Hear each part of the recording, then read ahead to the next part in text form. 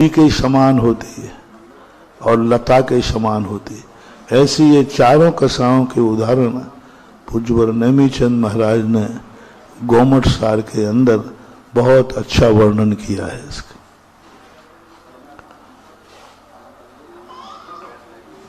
नमोस्तु महाराज जी।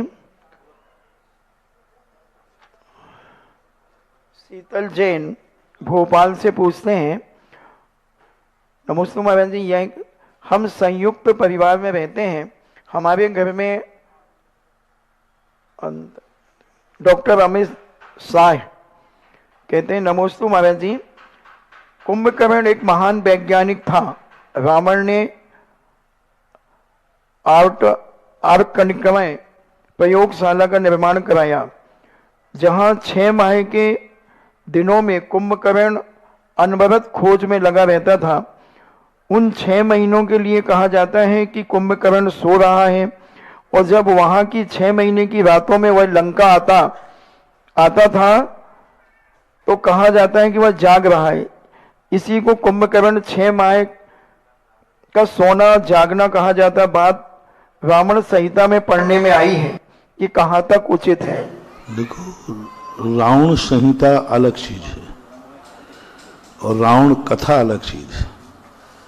कथा के अंतर्गत तो उसको राक्षस का रूप दिया गया और वहां 6 महीने सोने का ही रूप है, क्योंकि उसकी स्थिति थी। अब ये एक प्रतिबिंब रूप में लोगों ने घटाया कि नहीं, ऐसा नहीं हो सकता, वो एक बहुत बड़ा वैज्ञानिक था। तो एक कथा में तो ऐसा अर्थ निकलता नहीं है, लेकिन जब किसी को हमें पक्ष को उठाना पड़ता है तो हम उस पक्ष को इस प्रकार से घटा देते हैं, चिंतन कर लेते हैं, विचार कर लेते हैं। जैसे कथा में तो यही आया है कि शूर्पणखा की नाक काटी थी, लेकिन अब पक्ष को बचाने के लिए कहा नाक नहीं काटी थी, उसकी बेइज्जती कर दी थी, तो लोग कहते यार इसकी तो नाक कट गई। बेइज्जती करना ही कहते ना भाई, वहां जाने से क्या फायदा, नाक कट जाएगी, है ना, वो बेइज्जती करेगा। तो अब ऐसे पक्षों के अर्थ हम निकाल लेते हैं, लेकिन कथा का जो सीधा अर्थ होता है वह सीधा अर्थ कोई ना कोई दुर्घटना की तरफ हमें ले जाता है। इसलिए चिंतन को सत्य न मान करके कथा के पक्ष को ही सत्य रूप माना जाता है। जो श्रद्धालु हैं, दार्शनिक हैं, वो यही मानते। वैष्णव लोग उसके लिए कुंभकर्ण को उसी राक्षस के रूप में मानते हैं। जैन दर्शन के अनुसार यदि देखा जाए तो कुंभकर्ण रावण आदि राक्षस नहीं थे। कुंभकर्ण हमारे यहाँ मुनि महाराज बने, मुनि महाराज बन के भावलिंगी मुनिराज बने, अरहंत बने और मांगी तुंगी से मोक्ष गए। राम हनु सुग्रीव ने, वो कर्ण का आता ना, एक कर्ण का मोक्षगामी जीव है, कहीं से स्थान का नाम सिद्धवरकूट, हाँ, 2 चक्री 10 काम कुमार, ऐसे कुछ आता। बड़वानी से, हाँ, बड़वानी से कुंभकर्ण बड़वानी से मोक्ष को पधारे। विभीषण मोक्ष, इंद्रजीत मोक्ष गए, आदिनाथ मोक्ष गए। रावण को छोड़ करके प्रायः रावण के वंशज सभी स्वर्ग और मोक्ष गए।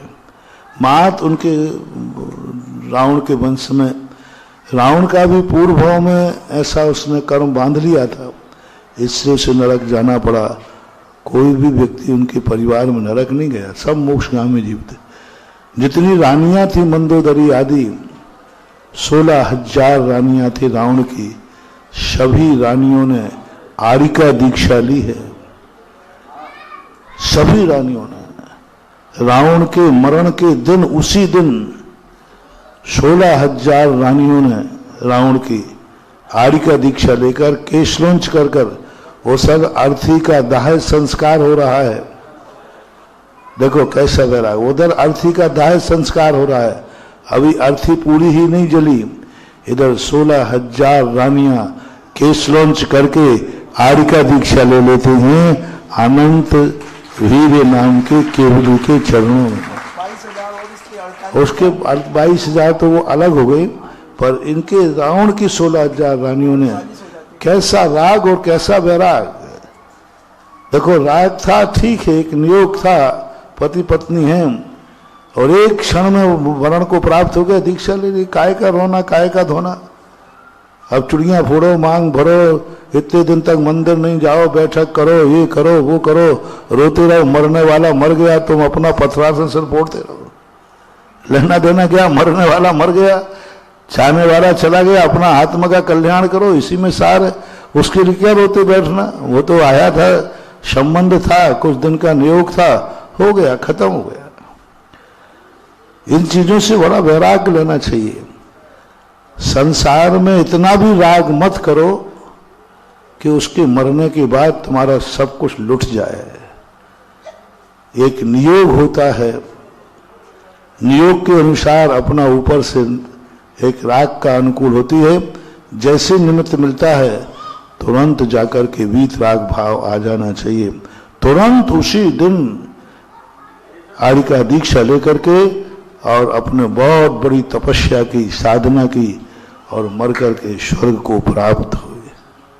संदीप जैन भगवान से पूछते हैं, नमोस्तु महाराज जी, घर के भूमि पूजन शिलान्यास में तीर्थ क्षेत्रों की मिट्टी रखने का क्या कोई अच्छा फल नहीं होता? नहीं रखना चाहिए, कदापि नहीं रखना चाहिए। स्पष्ट रूप से आया है कि रहने वाले मकान में मंदिरों की कोई चीज, मंदिरों की लकड़ी, मंदिरों की ईंट, मंदिरों का मलबा, तीर्थ क्षेत्रों की माटी आपको गृहस्थों को मंदिर